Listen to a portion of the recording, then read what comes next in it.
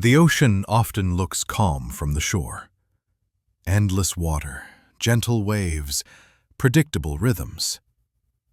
But calm is only the surface, because the ocean stores energy on a planetary scale, and sometimes that energy is released all at once. So why do tsunamis form? Small waves roll in every day. Entire coastlines disappear in minutes.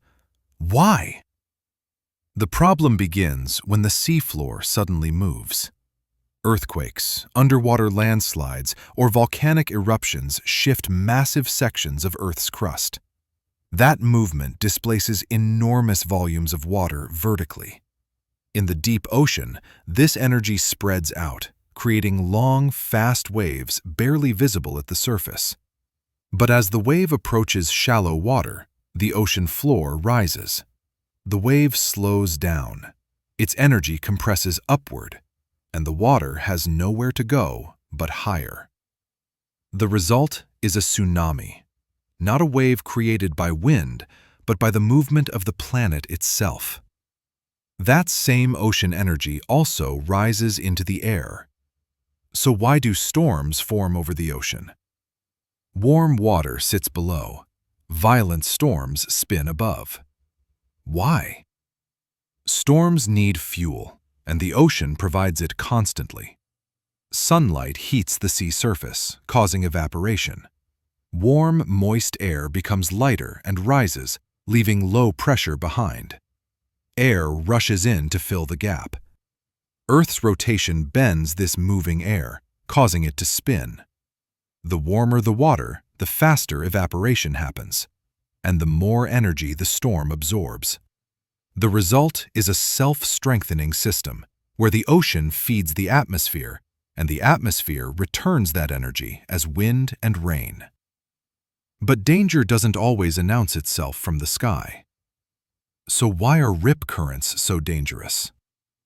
People float calmly, then they vanish offshore.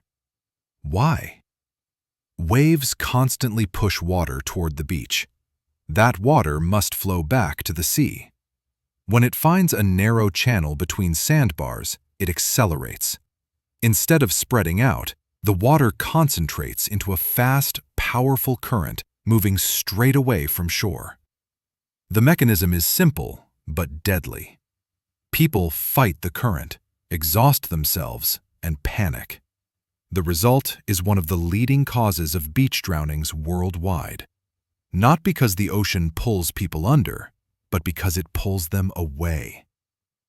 Below this surface chaos, the ocean moves in even stranger ways. So why are there waves deep underwater? The surface looks calm. The deep ocean is in motion. Why? Water is not uniform. Differences in temperature and salinity create layers of different densities. When these layers shift, they behave like boundaries. Energy moves along them, forming internal waves that travel horizontally through the deep ocean. These waves can be hundreds of meters tall, yet never break the surface. Their result is slow but powerful, mixing nutrients, shaping ecosystems, and influencing global ocean circulation. Descending into these depths reveals another invisible force. So why does pressure increase so fast when diving?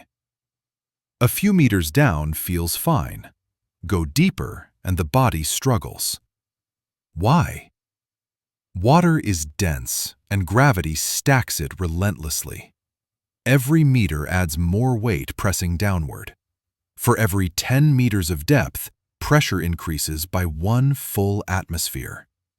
Air spaces compress. Lungs, sinuses, and even equipment are affected.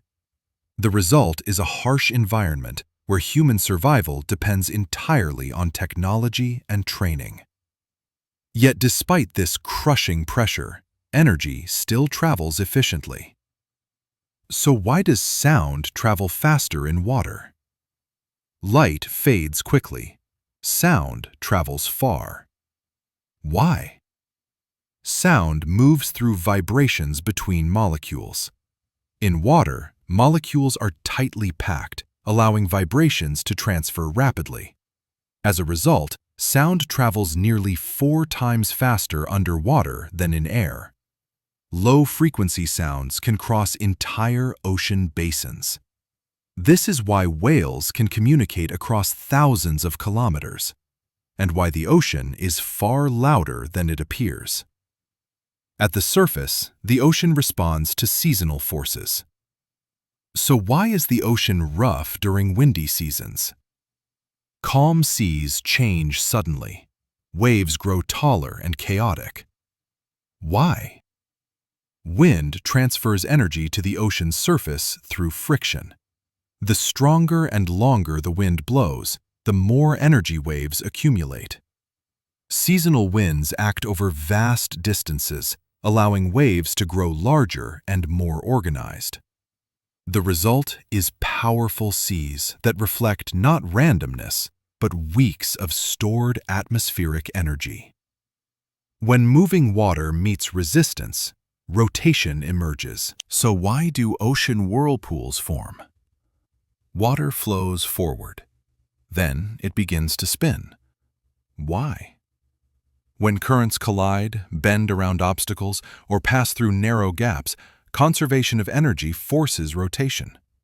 Earth's rotation enhances this spinning motion, concentrating energy toward the center. Some whirlpools fade quickly. Others persist long enough to trap debris, and sometimes vessels. Yet not all ocean regions amplify energy. So why are some ocean areas unusually calm? Storms rage nearby. These waters remain quiet. Why? Landforms block incoming wave energy. Opposing currents cancel each other out.